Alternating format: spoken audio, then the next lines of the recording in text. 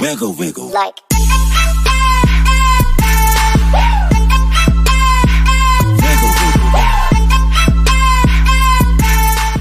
So first up, we have the Philadelphia 76ers. This is my pick to win the entire NBA Finals, the champions of this year, of course. But this will only happen if the bench can stay healthy, Ben Simmons and Joel Embiid can stay healthy, and Tobias Harris continues balling like he's been. Especially people like Dwight Howard and Seth Curry. If they can avoid like ejections, suspensions, then this is one of the most dangerous benches in the league, and they can make it work, and they will make it to the finals. Up next, we have the Washington Wizards.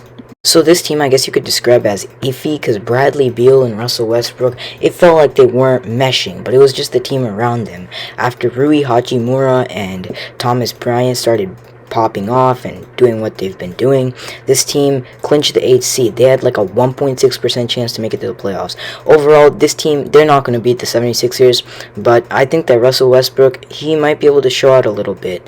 Overall, they're not such a great team going into this. Next up, we have the Brooklyn Nets.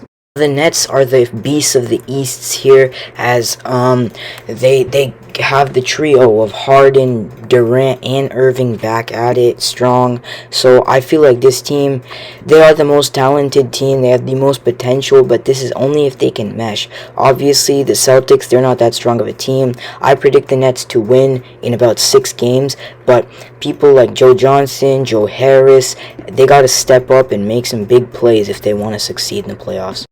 Now, the Celtics, they're not going to win against the Nets, and this is the only reason why. They don't have Jaylen Brown. If they had Jaylen Brown and a better big man than Dominic Tice, they would have definitely went much farther in the playoffs. They would have done better in the regular season. I think the biggest loss of this team was Jaylen Brown.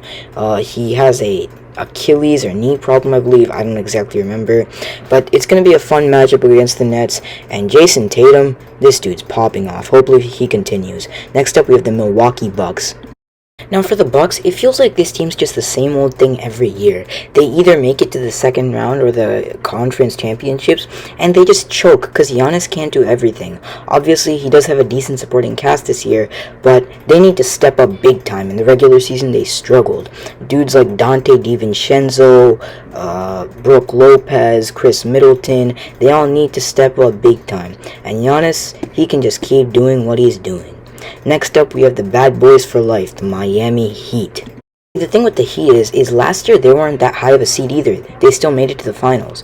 So as long as the Heat can just continue to upset people, they can get there. Because Jimmy Butler, man, he shows out in the playoffs. And if Duncan Robinson, Tyler Herro can use their touch, their three-pointer stigma, they will get far. And if Trevor Ariza and they just step up, and also veterans like Udonis Haslem, if the leadership on this team, it's there. Now we have the Atlanta Hawks with Trae Young. Okay, so the Hawks, I mean, this is like the team like from 5 years ago. They made it to the playoffs, but no one knew who was on the roster.